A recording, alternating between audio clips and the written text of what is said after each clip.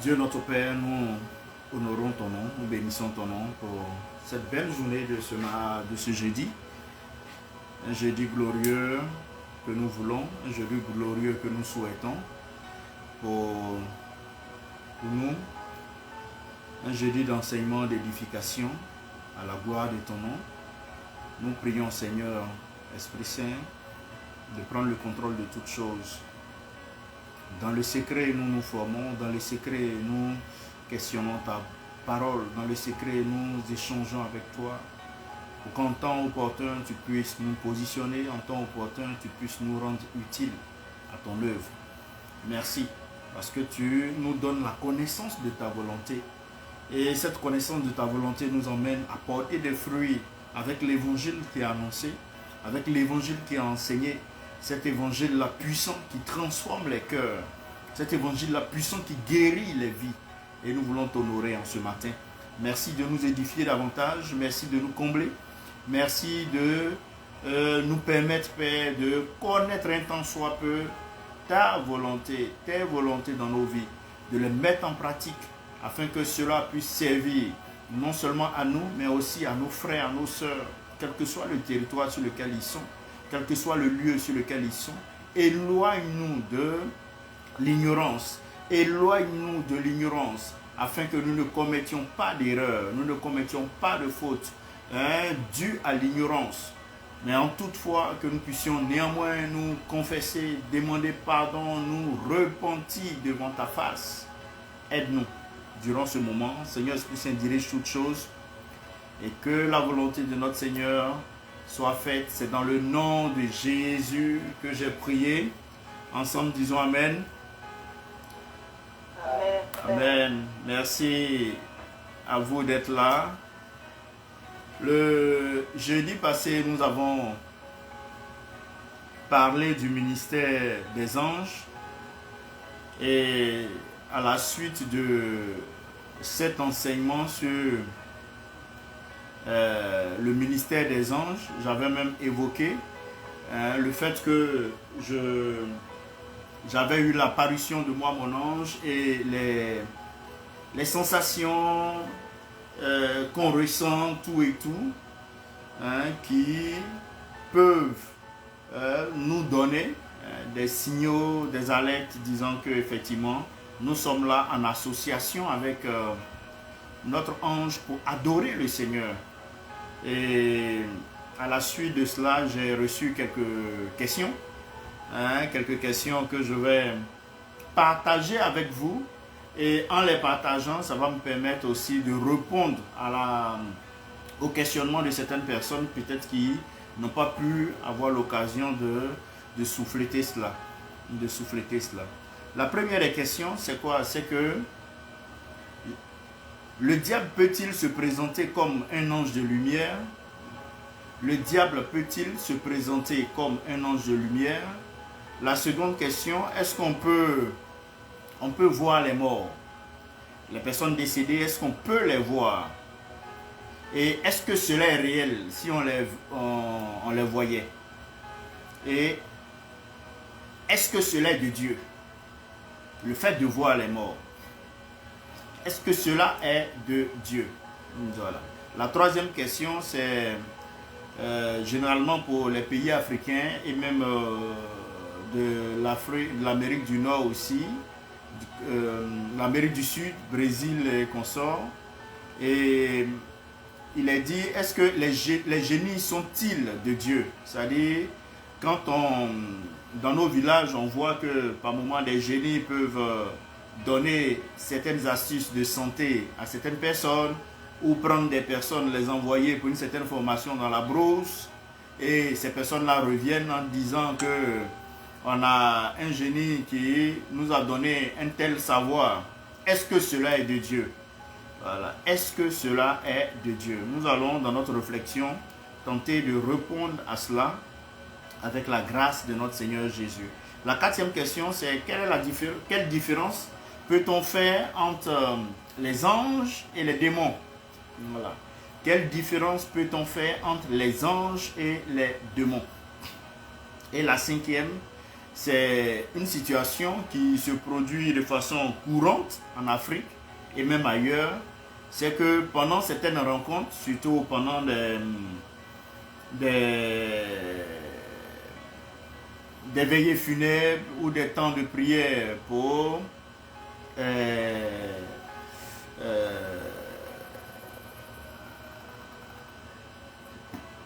une personne étant décédée, on a des regroupements pour passer du temps pour la personne qui est décédée.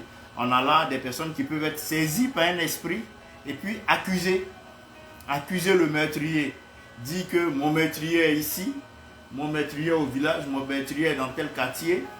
Et parler de la part de la personne qui est décédée. Voilà. Donc nous on s'interroge, est-ce que cela est de Dieu? Est-ce que cela est de Dieu? Donc vous convenez avec moi que c'est la réalité de beaucoup de personnes. C'est la réalité de beaucoup de personnes. Et nous, notre baromètre, c'est la parole de Dieu. Voilà, notre baromètre, c'est la parole de Dieu. Donc, quand une question nous est posée, même si c'est une question séculière, nous prenons toujours cette question et nous interrogeons la Bible. Voilà. Que dit la Bible? Face à toutes ces questions qui ont été posées, que dit la Bible? Le premier élément, la première question sous-entendue, c'est: le diable peut-il se présenter comme un ange de lumière? Peut-il se présenter comme un ange de lumière? Et la réponse est oui. Il peut le faire. Voilà. Il peut encore le faire.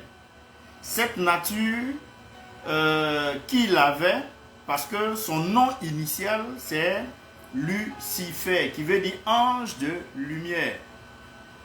Voilà, ange de lumière. Et notre Dieu ne lui a pas enlevé cette capacité. Ne lui a pas enlevé cette capacité. Donc oui, la Bible indique que le diable peut se déguiser en ange de lumière. Le diable peut se déguiser en ange de lumière. Voilà pourquoi nous devons être vigilants. Nous devons être sincères dans notre relation vis-à-vis du Seigneur. Nous devons respecter les balises données par notre Dieu. En n'allant pas au-delà de ces limites-là, parce que l'ennemi nous attend pour chercher à se comporter comme Dieu et nous emmener à la perdition. Lisons ensemble 2 Corinthiens, le chapitre 11. 2 Corinthiens, le chapitre 11, les versets 14 à 15. 2 Corinthiens 11, les versets 14 à 15, il est dit ceci. Et cela n'est pas étonnant, puisque Satan lui-même se déguise en ange de lumière. Il n'est donc pas étrange que ses ministres aussi se déguisent en ministres de justice. Leur fin sera conforme à leur œuvre. Voyez-vous, leur fin sera conforme à leur œuvre. Donc, pour ce qui est de cette question, disant que est-ce que le diable peut-il se déguiser en ange de lumière? La réponse est catégorique. La réponse est catégorique, c'est oui, il peut le faire. C'est oui, il peut le faire. Voilà. Oui, il peut le faire. Et nous, de notre position, nous devons nous organiser pour ne pas être dupés. Et il y a un des récits, c'est vrai qu'on n'en parle pas, qui est dit Apocalypse de Moïse, dans du temps de l'apôtre Paul qui circulait, et un écrit juif qui présente Satan comme déguisé en ange lors de la tentation de Ève. Il y a des récits de ce type-là. Donc Paul, en écrivant ça, peut-être qu'il a eu vent de cela. Il est possible que Paul ait eu ce récit à l'esprit ou qu'il ait simplement pensé aux façons d'agir typiques du diable. Parce que le diable, c'est un farceur, c'est un trompeur. Et s'il a une identité, une nature qui peut lui permettre de tromper beaucoup plus d'enfants de Dieu, il ne va pas se priver de l'utiliser. Il ne va pas se priver de l'utiliser. Et nous devons en être conscients. Et quoi qu'il en soit, personne n'est plus rusé que lui. Personne n'est plus rusé que lui. Toujours attirant vers lui ceux-là qui sont faibles. Et la Bible dit que Satan est le prince des ténèbres. Et c'est ce que Éphésiens, le chapitre 6, le verset 12 nous dit. Et Colossiens 1, le verset 13 aussi le souligne. Pour se déguiser en ange de lumière, c'est une de ses capacités. Il le fait. Avec quoi? Comme objectif pour tromper et tronquer la vision des enfants de Dieu. Voilà. Donc, il peut le faire. De même, les prétendants enseignants, comme on l'a dit dans le verset, même ces ministres, ils se présentent aussi comme des anges de justice. Donc, les prétendants enseignants se font passer pour des apôtres de Christ, alors qu'ils sont des émissaires de Satan. Et aujourd'hui, dans notre quotidien, c'est vrai. Beaucoup se font passer pour des serviteurs de Dieu, mais dans le fond, ce sont des loups ravisseurs. La Bible en parle de long en large. La Bible en parle de long en large. Le diable et ses agents peuvent nous tromper avec leur apparence séduisante, bonne et conforme à la morale. Aujourd'hui, c'est ça. Les gens se conforment à la bonne morale, comme il se comporte bien, comme il est gentil, il est doux. Bon, quelqu'un qui ne connaît pas Dieu peut pas être gentil, doux. Et c'est comme ça, beaucoup réfléchissent et se font avoir. Oui, le diable ne se présente plus comme on nous le présentait dans les années 70, 80, avec une queue et des cornes. Non. Il vient avec la beauté. Il vient avec de bonnes choses selon la chair pour présenter cela au monde. Il vient avec la richesse. Il vient avec la gloire, le succès, surtout pour les musiciens. La gloire pour les sportifs, les politiciens. Il vient avec ça. Les jeunes aujourd'hui, avec les pratiques de broutage et consorts, il vient avec ça, ta capacité d'avoir de l'argent facilement. Donc, il déguise les choses comme si elles sont bien, elles sont bonnes. Et bon, nous, les personnes naïves rentrent dans ce schéma et après se retrouvent embourbées. Beaucoup de nos jeunes sœurs vont aller marier des frères qui ne sont pas du tout chrétiens, tout simplement parce qu'ils sont gentils, ils sont respectueux, ils sont doux. Mais tu sais qui il sait? Tu ne sais pas. Donc, les ministres de Satan se déguisent aussi de cette manière. Ils se déguisent de cette manière. Qu'est-ce qu'ils font? Avec leur apparence séduisante, bonne et conforme à la morale. Ils détournent nos sœurs, elles détournent nos frères.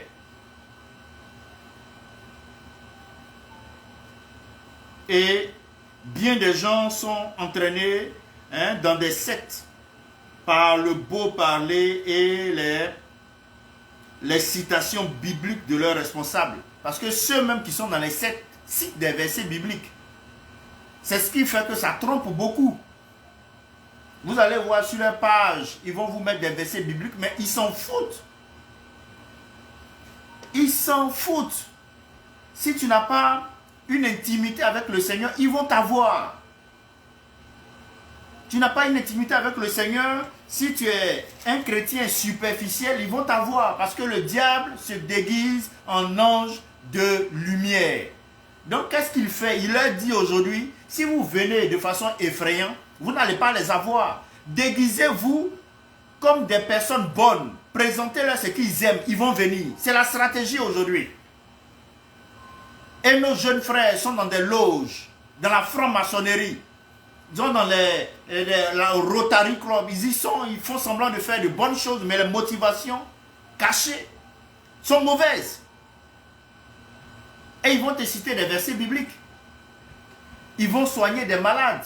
Ils vont faire des dons là. Donc quand tu observes tout ça, tu dis oui, ça c'est bien, c'est de Dieu. Naïf. Que le Seigneur nous ouvre les yeux. Parce que le diable se présente en ange de lumière aujourd'hui. Et vous verrez que ces dirigeants, même les politiques, les coupent de leur famille et les conduisent à des pratiques immorales et mensongères. Au fur et à mesure, quand ces jeunes-là s'investissent, ils sont pris, la maison a saisi leur gorge. On les éloigne de leur famille. Ils vont se fâcher avec leur famille. On les éloigne. Et vous allez voir qu'ils ne parlent plus. Ils ne vont plus communiquer avec leur famille. S'ils doivent communiquer avec leur famille, c'est pour présenter des histoires d'argent. Et ils ne peuvent même pas donner l'argent avec bon cœur. Et ils sont éloignés. Et puis ces gens-là, ces ministres du diable-là, les maltraitent. Et devant vous, ils font semblant de sourire. Parce que bien habillés, avec des costumes, avec des voitures. Le diable se déguise en ange de lumière. Soyons vigilants. Soyons vigilants. Voilà pourquoi notre Seigneur nous dit, n'aimez pas le monde. N'aimez pas le monde.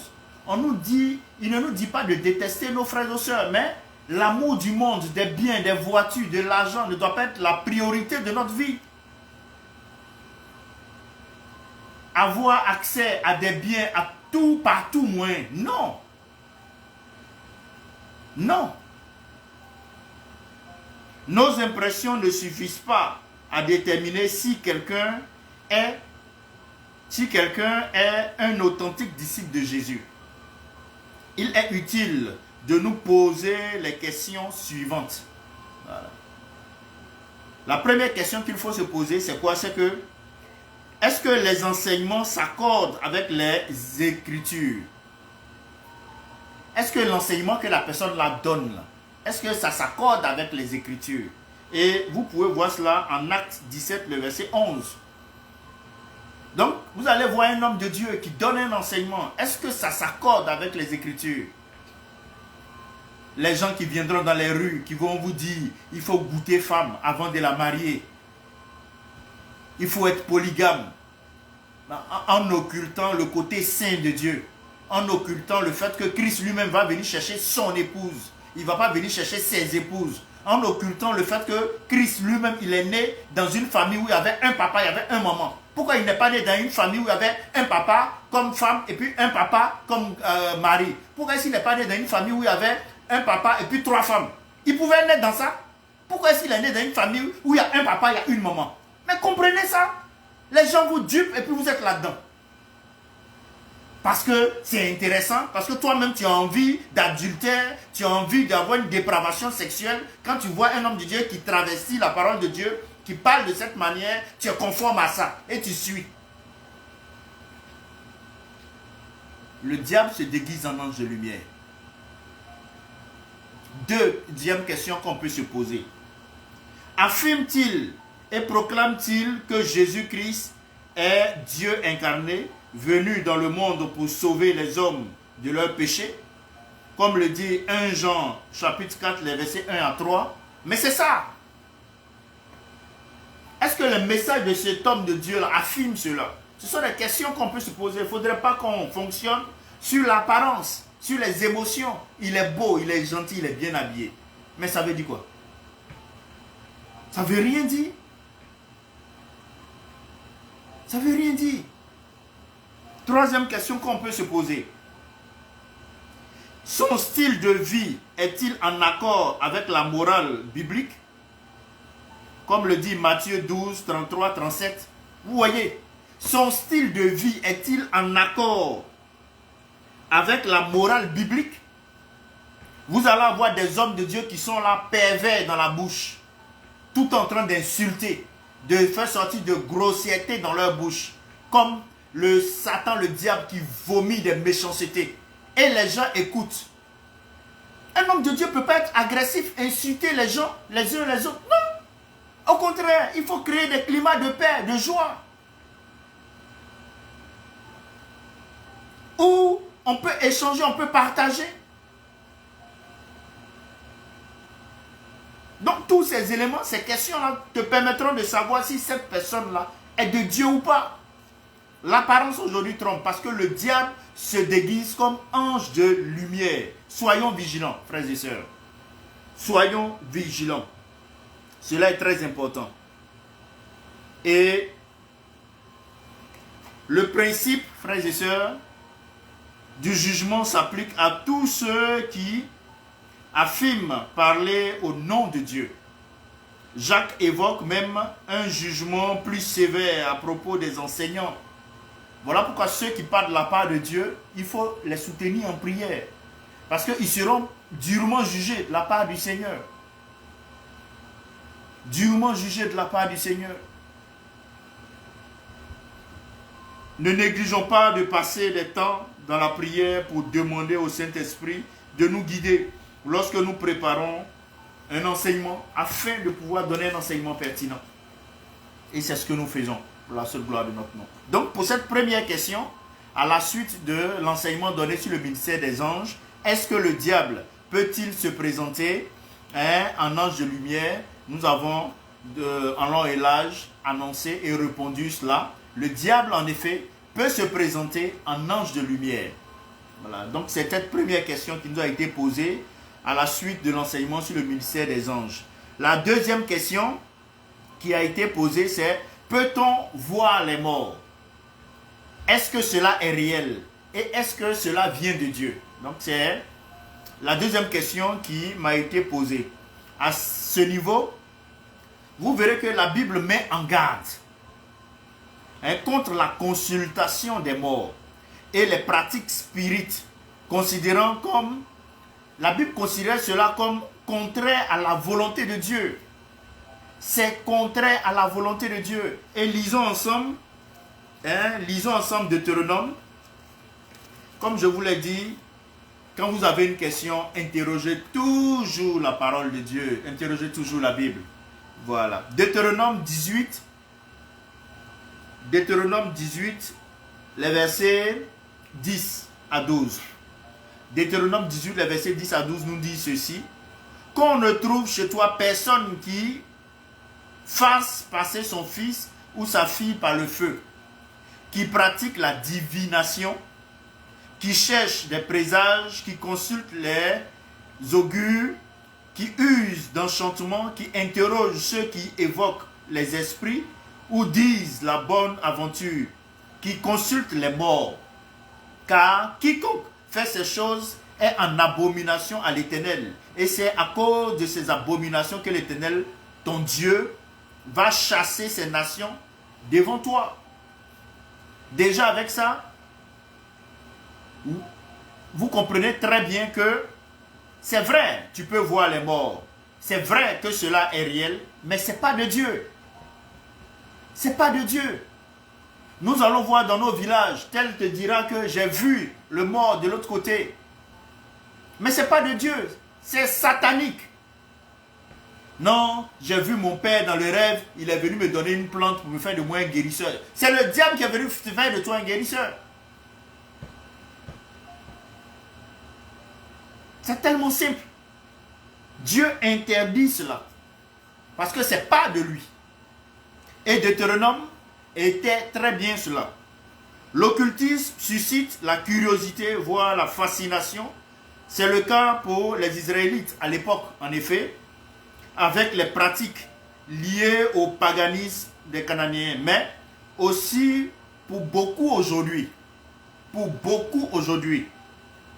Avec les horoscopes, les prédictions de tout genre, la sorcellerie et les cultes bizarres. Beaucoup le font aujourd'hui.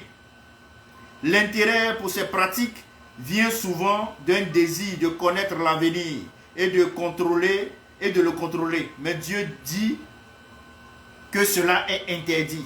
Et cela il le dit catégoriquement. Car c'est le domaine de Satan. C'est le domaine de Satan. Pas moins dangereux aujourd'hui qu'à l'époque de Moïse. Dans la Bible, Dieu révèle tout ce que nous devons connaître de l'avenir. Venant de Satan, l'information a toutes les chances d'être déformée et même totalement fausse. Voilà pourquoi le Saint-Esprit nous guide par sa parole, la Bible.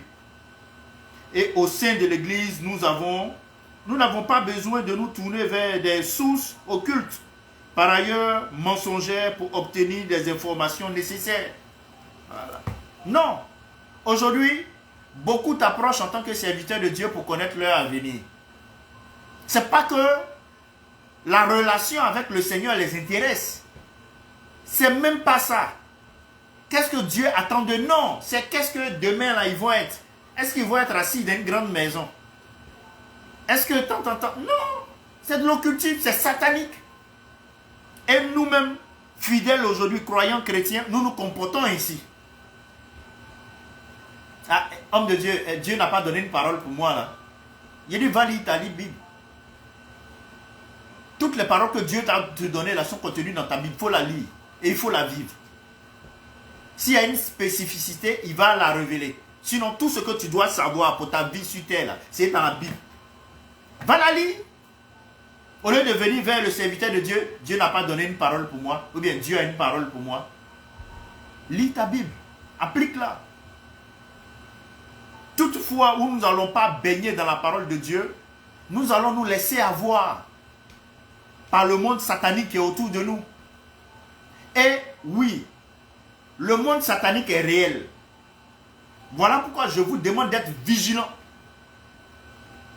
Il ne faut pas sous-estimer Satan, le diable. Il travaille parce qu'il ne veut pas aller en enfer seul. Il ne veut pas à la fin être condamné seul. Donc il travaille pour amener les croyants à la perdition. Pour détourner les croyants de la bonne voie sur laquelle nous sommes. S'il peut se déguiser en ange de lumière, se présenter à une belle femme, se présenter à un beau homme pour tromper les enfants de Dieu, se présenter à quelqu'un de gentil, te présenter des travails, comment on appelle, des postes pour les jeunes là qui trompent dans la franc-maçonnerie, dans Rotary Club et consorts. On leur présente, on te dit tu fais de bonnes choses, de bonnes actions. Mais dans le fond, et même ici des versets bibliques, mais dans le fond, vous savez qui ils servent? Et nos jeunes filles, surtout celles-là, emplies d'un voile, non, il est gentil, tu dois le marier. Il n'est pas chrétien. Il ne croit pas en Jésus comme Seigneur et Sauveur. Tu vas le prendre pour mari. Tu cherches quoi? Si ce n'est pas problème. Résolvez déjà ce problème-là avant de venir à rentrer dans des mariages et puis après on va venir prier et intercéder pour vous.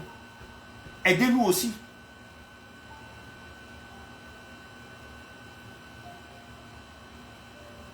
Troisième question. Les génies sont-ils de Dieu comme on le voit dans nos villages? Oui, dans nos villages, on voit, par moment, il est dit qu'il y a un génie qui a donné une technique là pour guérir telle maladie. Ou bien il a pris un enfant, il l'a envoyé dans la brousse, l'enfant a fait 3-4 mois là-bas, et puis après l'enfant revient. Et quand il revient, il a une certaine compétence, il arrive à guérir des maladies, il arrive à être habile dans certains domaines. C'est réel, mais ce n'est pas de Dieu. C'est réel, mais ce n'est pas de Dieu. Ce n'est pas de Dieu. Et la Bible n'utilise pas le thème de génie comme en tant que tel, mais elle met en garde contre les esprits mauvais et les pratiques idolâtres qui sont souvent associées.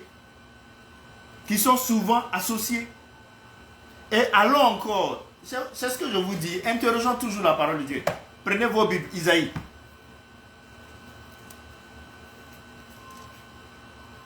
On va prendre Isaïe 8.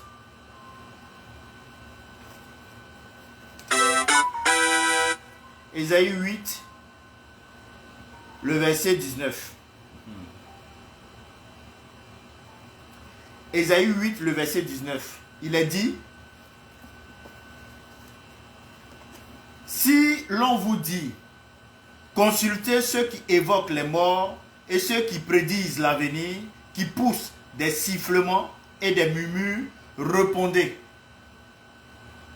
Un peuple ne se consultera-t-il pas? Un peuple ne consultera-t-il pas son Dieu?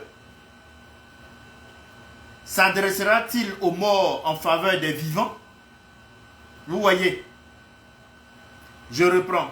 Si l'on vous dit, consultez ceux qui évoquent les morts et ceux qui prédisent l'avenir, qui poussent des sifflements et des murmures, répondez.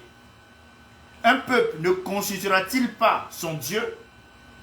s'adressera-t-il aux morts en faveur des vivants?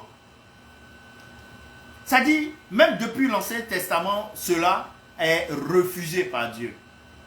Cela est refusé par Dieu. Donc le concept de génie qui vient donner des compétences, des savoirs, n'est pas de Dieu. N'est pas de Dieu. Dieu a déjà son schéma pour nous bénir. Sa parole, tout y est. On ne va pas te prendre là pour t'envoyer dans la forêt, dans la brousse, tu vas disparaître pendant un temps et puis tu vas revenir. Et puis bon, tu as 2-3 cheveux qui t'ont poussé sur la tête. Maintenant tu guéris des maladies et tu dis non, c'est Dieu qui t'a donné. Vous voyez le concept du nom Dieu, du mot Dieu. Tout y est. Voilà pourquoi moi je ne partage pas l'œcuménisme.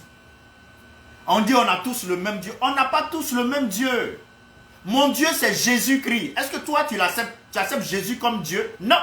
À partir de ce moment, on n'a pas le même Dieu. Sinon, quand tu veux t'arrêter au simple Dieu, tout le monde est dedans. Le bouddhiste va te dire Dieu. Le musulman va te dire Dieu. Le féticheur va te dire Dieu. Comment on appelle? Même ceux-là qui, selon eux, disent qu'ils sont athées, ils disent Dieu aussi. Donc, c'est qui le vrai Dieu? Et dans l'œcuménisme, c'est ça. Tout le monde est là. Et on dit non, on a le même Dieu. Non, mon Dieu c'est Jésus-Christ. Celui-là qui est mort à la croix, ressuscité. Afin que par lui, par son sang, je sois libéré du péché. Celui-là qui a vaincu la mort, celui-là que la terre n'a pas pu retenir. C'est lui-là qui est mon Dieu. Donc, vous avez un génie qui a pris un enfant, qui l'a envoyé en brousse, qui arrive, on dit Dieu m'a donné un pouvoir. Et je connais des zones à l'ouest où, bon, passons là-dessus. Mais faisons très attention et lisons notre parole, la parole de Dieu. C'est celle-là qui a été donnée pour corriger, transformer et nous diriger. La Bible. Tu es chrétien, tu te conformes à elle. Tu n'es pas chrétien, bon là tu vas où tu as envie d'aller. Mais tu es chrétien, tu te conformes à la parole de Dieu. Tu es chrétien, tu te conformes à la parole de Dieu. C'est ta boussole. Tu ne peux pas être sur la mer et puis te fier à toutes sortes de boussoles. Non. Avant d'entrer sur la mer, tu as une boussole. Donc, avant d'entrer dans cette vie, nous avons une boussole. La parole de Dieu, la Bible. Et c'est avec elle que nous marchons. Dans ce monde. Dans les différentes cultures. Dans les différentes traditions. C'est avec la parole de Dieu que nous marchons. D'autres vont commencer à vous dire non, c'est la parole des Blancs, c'est la parole des Occidentaux. Oula. Quand tu lis ce livre-là, cette richesse, Bible, c'est que des bénédictions. C'est que des bénédictions. Un équilibre parfait pour notre vie. Donc, même si tu entends des choses, mais parcours, viens interroger la parole de Dieu. Et toi et Dieu, toi et Jésus, par le Saint-Esprit, vous allez échanger. Et tu verras si c'est vrai ou pas. Les génies sont-ils de Dieu? Non, ils ne sont pas de Dieu. Ils ne sont pas de Dieu. Donc, nos parents qui adorent des génies et autres, tout ça là, c'est pas Dieu qu'ils adorent. Ils adorent des forces occultes. Il faut pouvoir leur dire, dans l'amour, dans le respect, il faut pouvoir leur dire que toi tu es enfant de Dieu, tu ne peux pas t'inscrire dans cette dynamique-là d'adoration. Tu adores seulement Jésus-Christ comme Seigneur et Sauveur.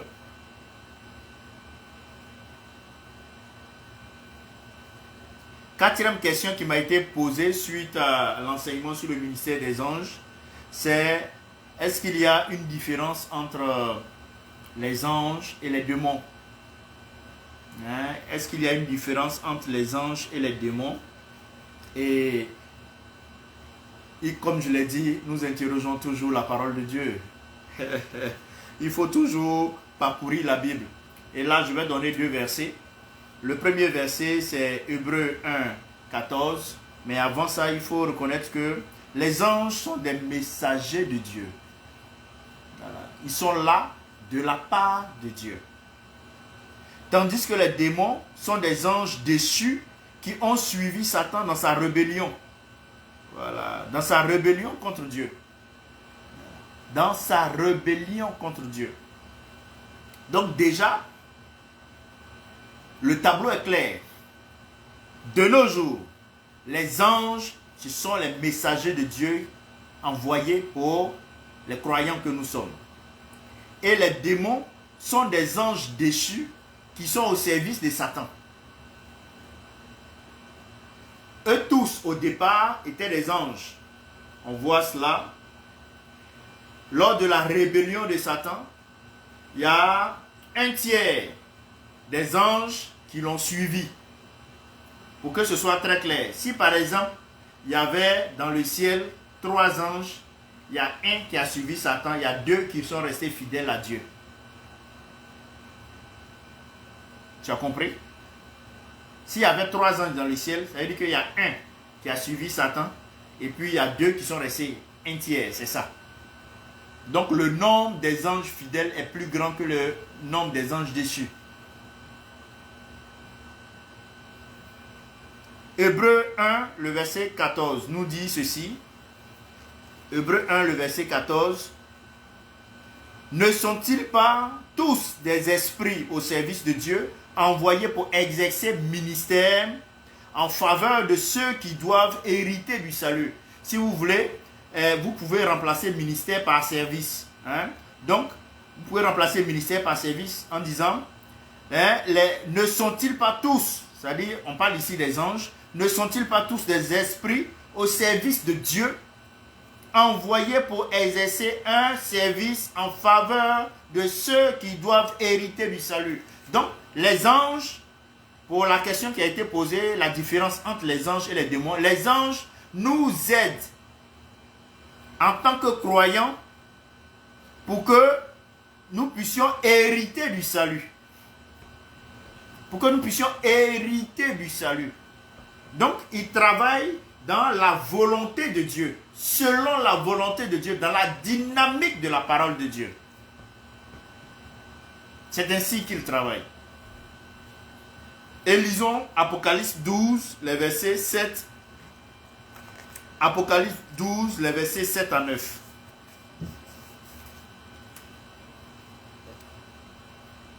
Apocalypse 12, les versets 7 à 9, il est dit, à propos, là maintenant on parle des démons. Hein?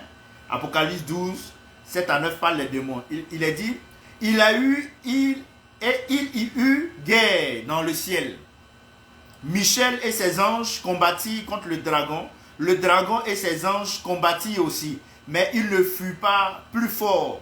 Et leur place ne se trouva plus dans le ciel. Il fut précipité. Le grand dragon, le serpent ancien appelé le diable et Satan, celui qui séduit toute la terre, il fut précipité sur la terre et ses anges furent précipités avec lui.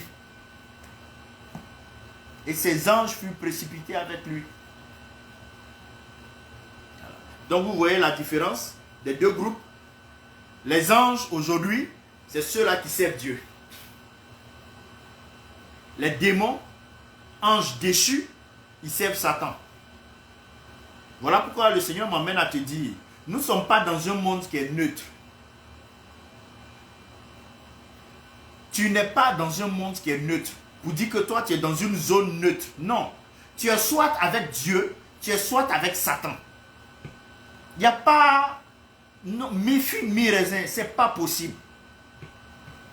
Si tu ne t'attaches pas au Seigneur Jésus comme son sauveur, ton Seigneur, ton Dieu, tu es déjà chez Satan. Je dis ça encore pour nos sœurs et filles qui ne comprennent pas.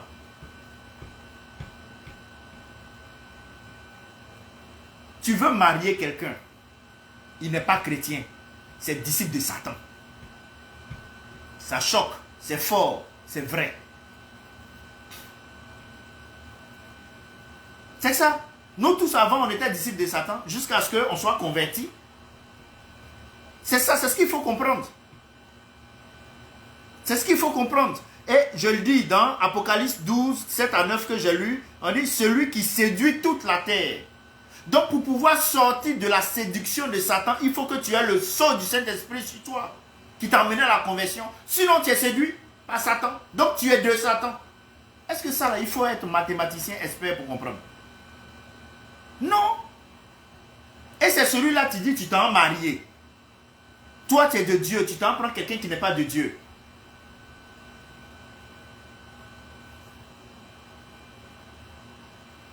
Après ça, maintenant on se retrouve dans les jeûnes et prières, on ne s'en sort pas.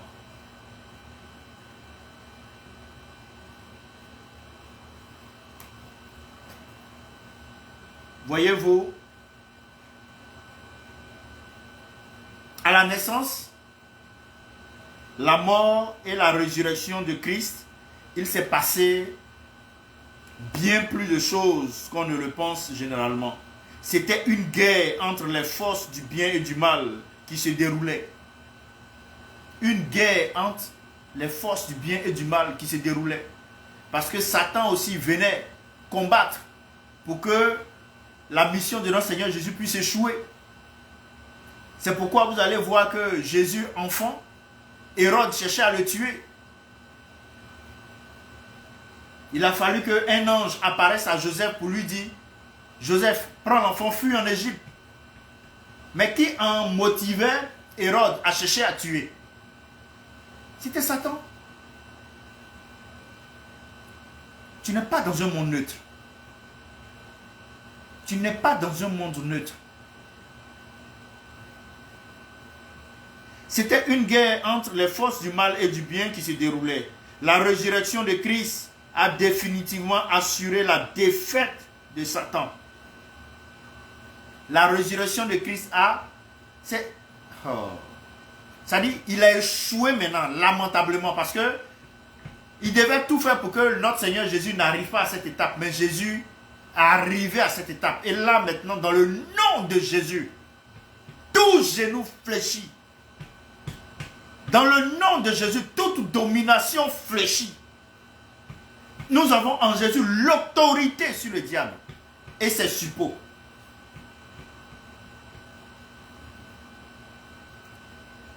Certains comprennent que la chute de Satan sur la terre a eu lieu à la résurrection ou à l'ascension de Jésus.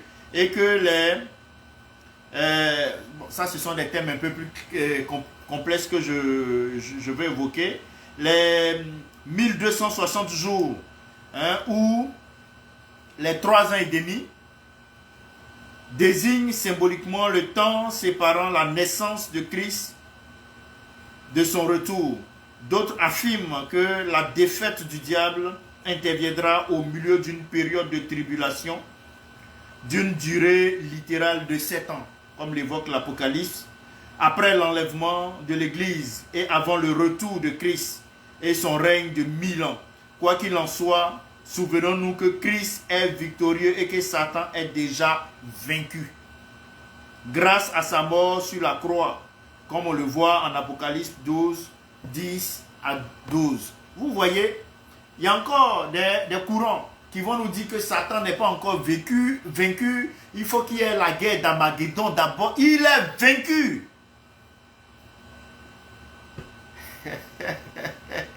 Il est vaincu. Il est vaincu. Donc aujourd'hui, mon frère, ma soeur, anges et démons. Les anges servent Jésus et nous servent. C'est lui qui donne instruction aux anges de nous servir, nous les hommes, afin qu'ils nous aident à hériter du salut. Et à côté, les démons servent Satan pour encourager ceux-là qui n'ont pas le sceau de Dieu sur eux à demeurer dans le péché et à refuser d'écouter l'évangile. C'est ça la différence. Qui est ton maître? Qui est celui-là que tu sers? Quelles sont tes motivations? Donc, le ministère des anges, une fois de plus, je le souligne, est très important.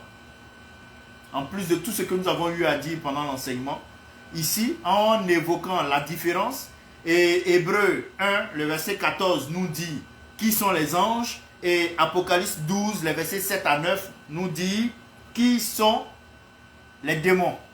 Donc il y a une différence nette. Et cette différence nette-là doit apparaître aussi à notre niveau. Croyants et non-croyants. Croyants et non-croyants. Aujourd'hui, nous sommes là dans la compromission. Dans la compromission. Oh, purée. L'église qui oublie la sainteté de Dieu. On va accepter des pratiques dans l'église qui n'honorent même pas la sainteté de Dieu.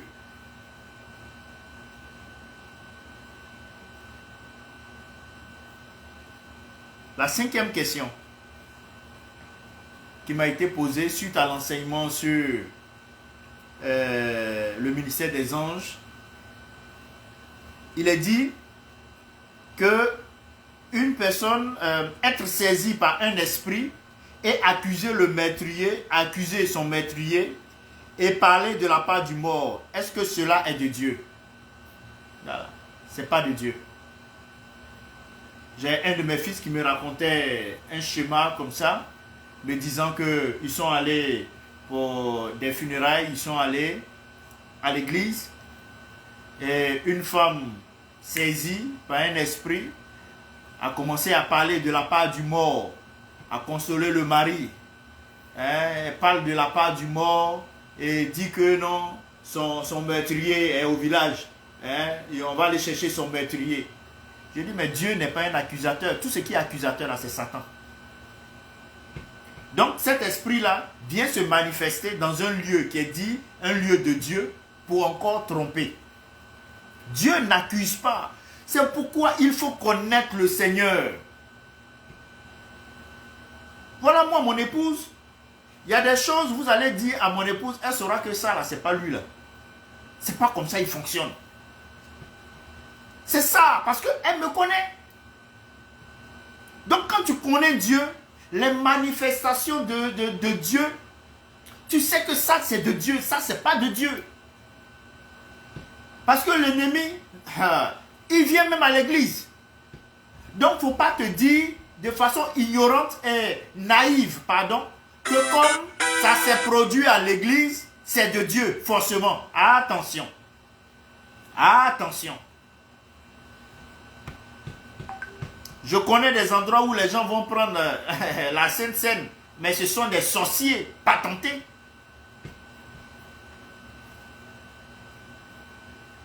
La Bible condamne les pratiques de nécromancie.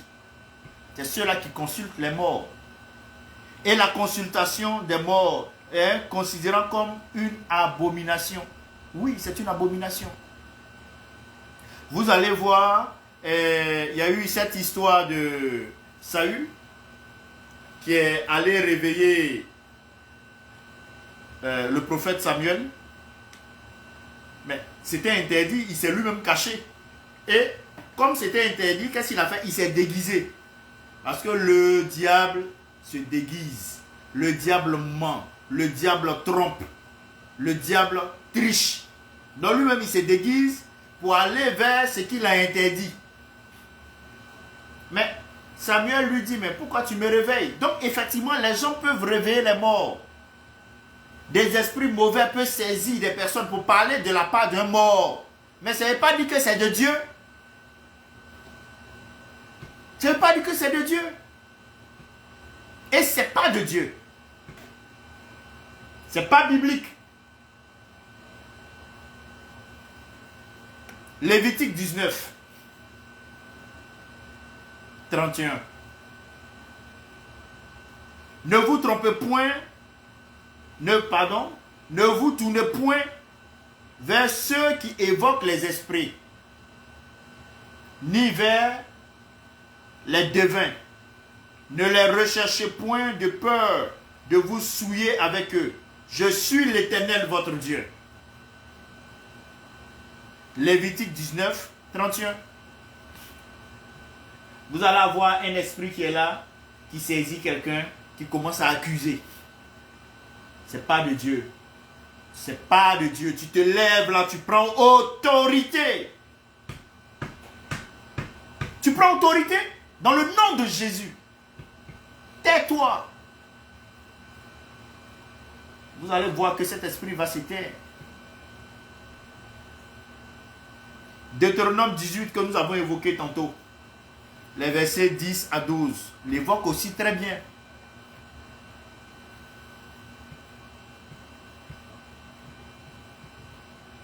Donc, Dieu, dans sa manifestation, ne vient pas accuser.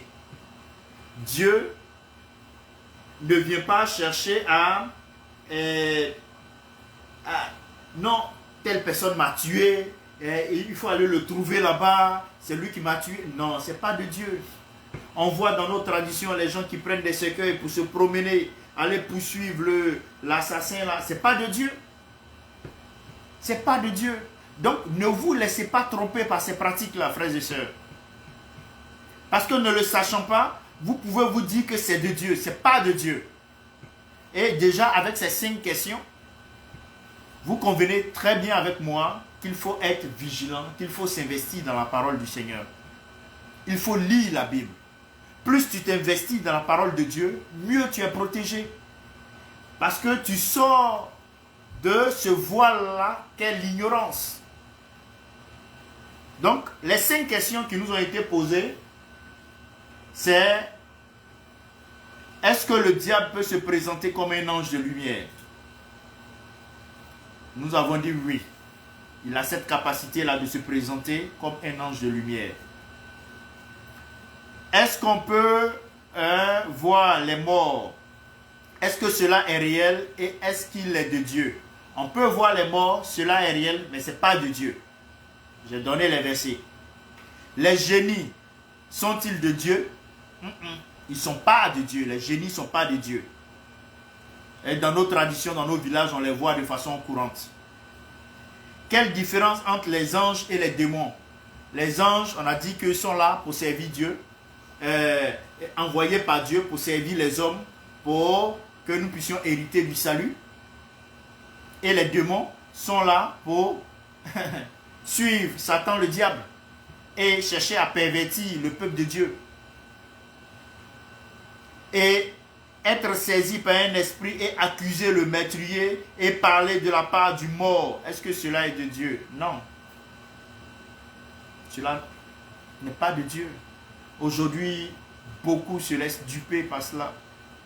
Que le Seigneur nous éclaire. Que le Seigneur nous aide à être des chrétiens matures. Des chrétiens qui nous laissons diriger par la parole de Dieu. La parole de Dieu traite de tous les secteurs, tous les domaines de la vie. Tu veux faire champ de maïs, la parole de Dieu parle de ça. Tu veux faire études en astronomie, la parole de Dieu parle de ça. C'est ça. Tu veux te marier, là même la notice est là pour le mariage. Tu veux avoir enfant, la notice est là. Tu veux éduquer tes enfants, la notice est là. Être une bonne femme, un bon époux, la notice est là, la parole de Dieu est là. Être un bon dirigeant, la notice est là. Être quoi encore? Un bon enseignant, c'est là. Tout est là. Il faut consulter la parole de Dieu dans le domaine dans lequel le Seigneur t'a conduit. Et tu pourras marcher d'une manière fructueuse et victorieuse dans le nom de Jésus. Sinon, dans ce monde qui n'est pas neutre, l'ennemi rôde comme un lion rugissant, sachant qu'il va dévorer. Et il ne se fatigue pas. Il est rempli de haine, rempli de méchanceté.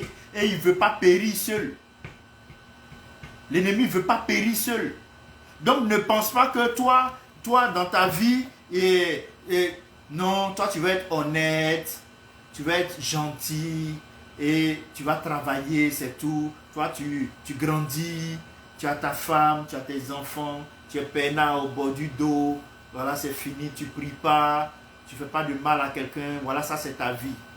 Tu es chez Satan. Tu es un disciple de Satan. Tu es un disciple de Satan. Si tu ne crois pas, Tu m'écris, tu m'appelles, je vais te prouver ça. Ton soupe de vie, tu l'as reçu gracieusement. Mais celui qui t'a donné cela gracieusement, là, tu dois l'honorer. Même la structure pour laquelle tu travailles, elle te paye. Mais tu fais un travail conséquent par rapport à ce salaire-là. Tu es redevable à ce patron-là.